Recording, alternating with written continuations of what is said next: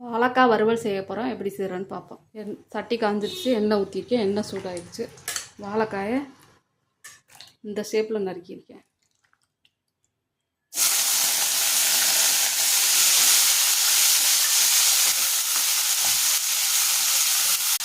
உப்பு தேவையான அளவு போட்டுக்கிறேன்.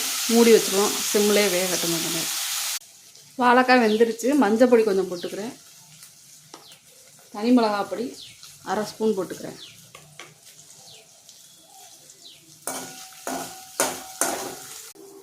வாழைக்காய் வெந்துருச்சு.